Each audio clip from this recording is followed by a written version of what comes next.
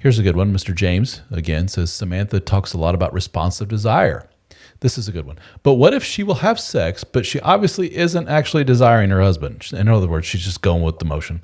She's happy to do it for him, but she doesn't really desire it, and it's obvious. That's the key there. Her responsive desire isn't responding. So, men that have more of a, I don't know if this is a proper term, emotional intelligence, they're able to read a room and so forth, can pick up on the whole, this isn't what the wife would like to be doing at this moment. And when a man picks up on that, he's just like, oh, God, now I feel like a total dirtbag, basically. She's going through the motions just to, I know this is what he wants. Whatever, go ahead. Oh, you want me to flip over? That's fine. And as soon as he picks up on that, he's just like, oh, God, what am I doing?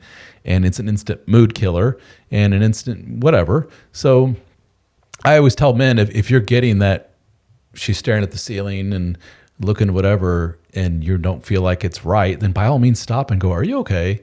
You need to talk about something because you just seem really out of it. If you don't want to do this, we don't have to do this. And she'll be like, well, and then she'll say something effective. Well, if we wait till I want to do it, then we're never going to do it, mister. It's like, oh, ouch. You don't want to hear that from your wife, but that's what a lot of guys hear. Sure. Yeah, there's just so much. I mean, it's so based on the age, the stage, the intention. If you just can't, if you get to a stage, or so let's say that the woman was very depressed and she got on SSRIs and she can no longer have an orgasm, which anorgasmia is a side effect, right? But she's doing well otherwise, and she wasn't doing well before. And she understands that it's important to have sex. Well, would he want her to fake? I mean, does she want her literally to fake an orgasm? Probably not.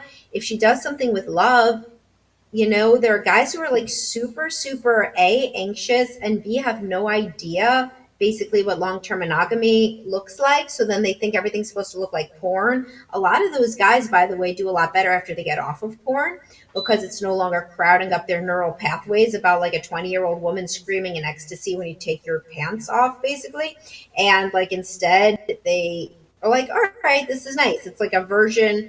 She's saying, I love you. So if she's happy to do it for him, is the key word that indicates to me that his expectations may need to be reset given maybe her age, meds, where her body's at. Maybe she's nursing, maybe she's pregnant. I don't know how old this dude is.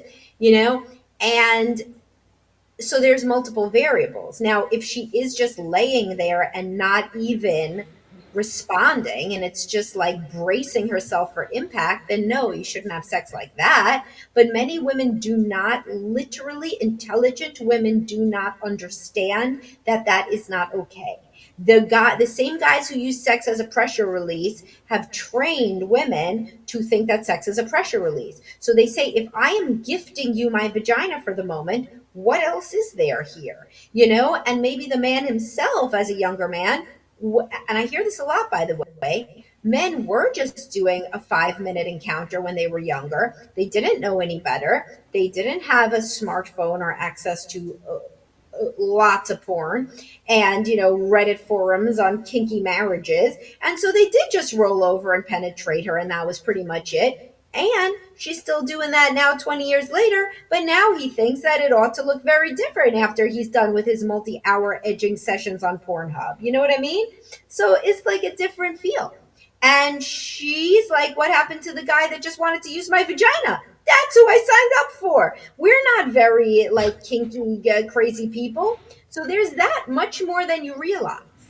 Oh, sure. I mean, the whole, one of my catchphrases is, you trained her to be that way, or she trained you to be that way over the decades of a marriage. And suddenly you're like, why are we this way? Yes. And I do see the impact of a lot of porn on that, where the woman is like, he has changed. You have no idea what it's like to be in bed with him. I don't know where he's getting it from. I assume he's getting it online, but he's a totally different guy. It's terrible. Now here's a very blunt, crass, not nice take on this, James. If that is in fact your situation, and you're looking down at a wife who would much rather be knitting than doing that at the moment, and she's pretty blunt about it. Some women are not very nice about it, and that sincerely bothers you, then you need to weigh, I guess, against all the other stuff, how much does it bother you? Does it bother you to the point of, I think it's girlfriend time, or I think it's divorce time, or let's sit down with the wife and talk about different alternative relationship dynamic time, then go for it. But what I find for a lot of men is they go, oh, no, it ain't that serious. I'm not about to cross that bridge. That's an anxiety producing thought. No, I'll just piss and moan for the next 30 years. I'd rather go down that route. It's like, well, then apparently it's not that important to you, because that's what it takes.